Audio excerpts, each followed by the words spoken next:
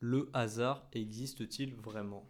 Donc, on va d'abord rappeler la définition du hasard du Larousse qui nous dit que le hasard est une circonstance de caractère imprévu ou imprévisible. On va prendre l'exemple d'une personne qui se rend à un marché et qui rencontre une vieille connaissance. Pour lui, ce sera du hasard, étant donné qu'il n'a pas pu anticiper cette rencontre. Également, c'est également pareil pour son ami. Mais pour une personne qui était amie avec ces deux personnes et qui savait que les deux allaient se rendre à un marché, cela ne l'étonne pas, cela n'est pour lui pas du hasard. Donc si l'on change de référentiel, un événement est hasardeux ou non. On va ainsi prendre l'exemple d'un jeté de dés. Qu'est-ce qui est aléatoire dans un jeté de dés? C'est, on prend un dé, on peut le prendre, le numéro qui est devant l'index peut être le 1, le 2, le 3. Ensuite, ce sera la position exacte qu'il va prendre. Cela va différer la plupart du temps.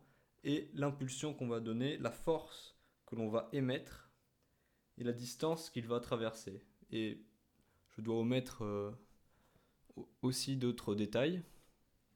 Et c'est justement cette force que l'on ne peut pas prévoir qui va donner un résultat aléatoire quantifiable. Donc c'est un événement aléatoire qui va donner un résultat qui lui est aléatoire.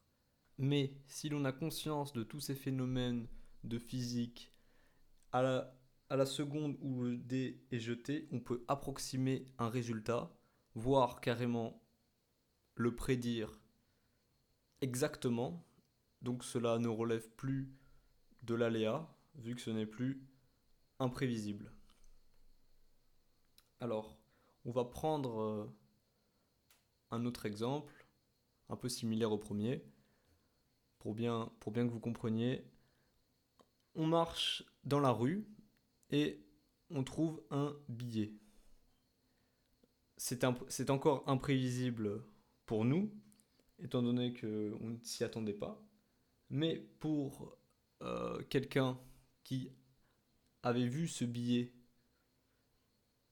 et qui vous avait vu marcher dans cette direction, cela ne l'étonne pas, cela n'est pas prévisible, enfin c'est carrément prévisible pour lui, donc cela ne relève pas du hasard.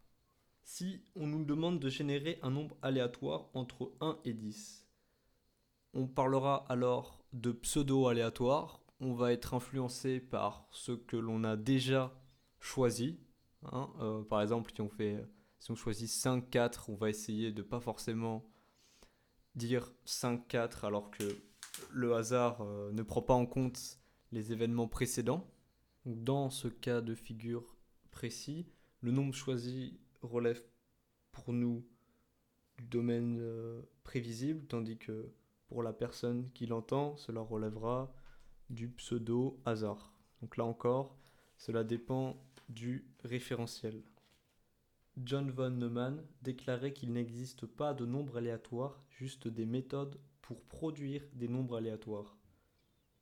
C'est comme ça que l'on peut générer des nombres aléatoires. On part d'un phénomène qui nous semble imprévisible pour nous, qui permet de trouver des nombres aléatoires. J'expliquerai ce phénomène dans la prochaine vidéo. Comment un ordinateur peut-il générer un nombre aléatoire? En conclusion, s'il y avait une entité omniprésente en 4 dimensions, par exemple, qui nous observe comme nous, on voit, comme nous, on pourrait avoir une vision d'ensemble sur un labyrinthe en 2 dimensions, on peut aisément trouver la sortie, tandis que pour la personne, pour le personnage, il ne regardera que dans 4 directions, haut, en bas, droite et gauche. Donc pour cet être omniprésent, le hasard n'existe pas, mais pour nous, il existe.